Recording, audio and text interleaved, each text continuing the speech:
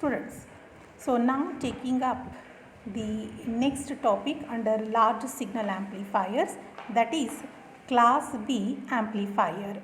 I have already told you class B amplifier is nothing but the output stage amplifier in the large signal amplifiers. Large signal amplifier is a multi-stage amplifier having input stage, intermediate stage and output stage. So whatever output stage amplifier is there in the large signal amplifier, that is going to be class B amplifier, or we will call this one as push-pull amplifier.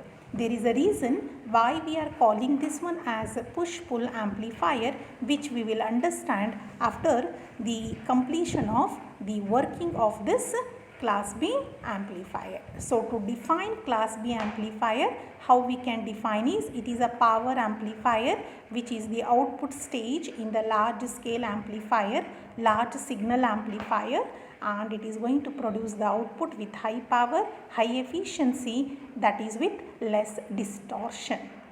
This is the definition of class B amplifier. Now coming to the circuit diagram of class B amplifier, we can see we have used two transistors Q1 and Q2.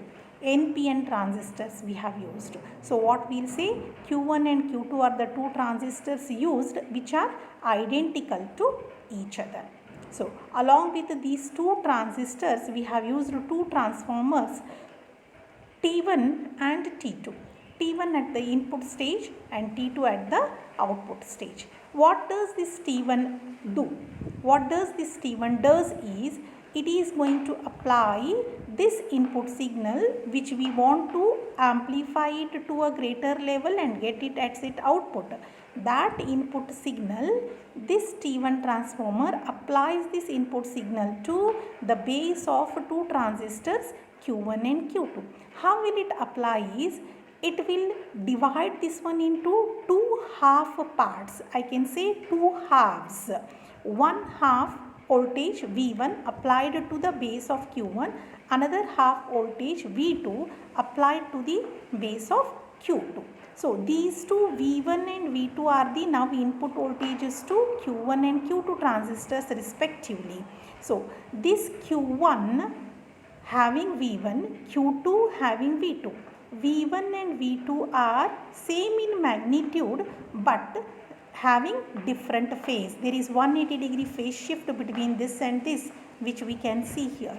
That means this Q1 is going to act as an amplifier and it is going to amplify the signals which are only positive half signals. Understood? This is Q1 transistor is going to amplify only the positive half cycle of this input signal.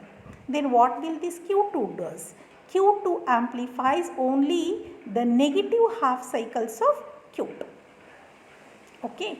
Q1 amplifies only the positive half cycles of the input signal, whereas Q2 amplifies only the negative half cycles of this. And what will this T2 will do? T2 will combine the outputs which we are getting at the collector of Q1 and also at the collector of Q2. It will recombine them to get the final amplified signal, which is going to be with high power, high efficiency and less distortion.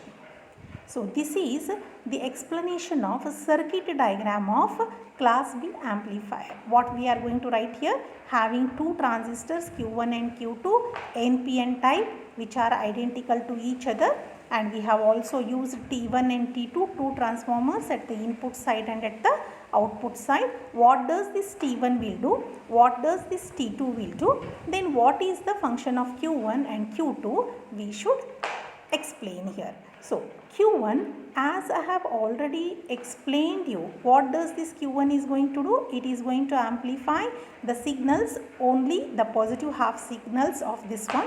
This is going to amplify only the negative half cycles of this one. That means whenever the positive half cycle of this one appears at the base of Q1, Q1 will be on, whereas Q2 is going to be off. So as Q1 is on, it is going to amplify that positive half cycle and we are going to get the amplified signal at its collector here.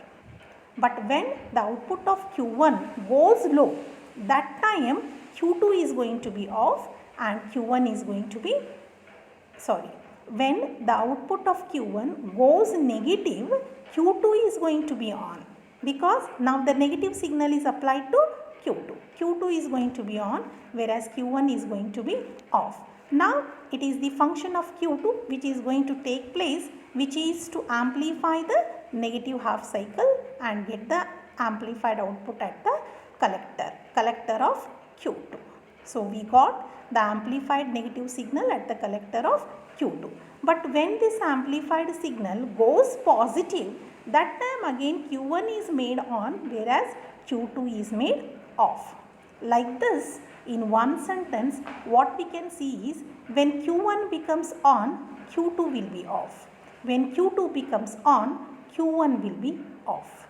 Therefore, whenever we get the output because of Q1, there will be no output because of Q2. Whenever we will get the output because of Q2, there is no output because of Q1. Therefore, one is going to push the output, whereas another one is going to pull the output. So this, consequently, this process continues. Therefore, the name is push-pull amplifier. Hope you understood the working, why we are calling this one as push-pull amplifier.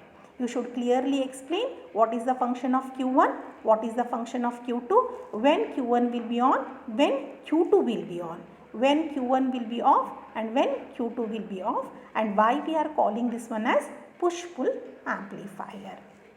So what is the advantage? At the initial stage only I have told you what is the advantage is, it is going to provide the output with high power, high efficiency and less distortion. Now, along with the advantage, every circuit will be having some disadvantage. The disadvantage of a class B amplifier gives rise to the next amplifier, which is class AB amplifier. Because of its disadvantage, we will go to the next modified version, which is class AB amplifier. Now, before we conclude this video, we will see what is the disadvantage. Disadvantage of this one can be seen in this diagram. You can see here the output whatever we are getting, though we got the output with high efficiency and all, we can see this is not exactly the sinusoidal signal what we are getting at the output of class B amplifier. So here there is no continuation of the signal. This is the disadvantage. This we call it as crossover distortion. So what is the disadvantage of class B amplifier? A disadvantage is crossover distortion. What do you mean by crossover distortion? Signal is not identical to the sinusoidal signal. Output is not exactly the sine wave. This is the disadvantage. How to overcome this? We will see in the next video, wherein we will be explaining class AB amplifier. Thank you.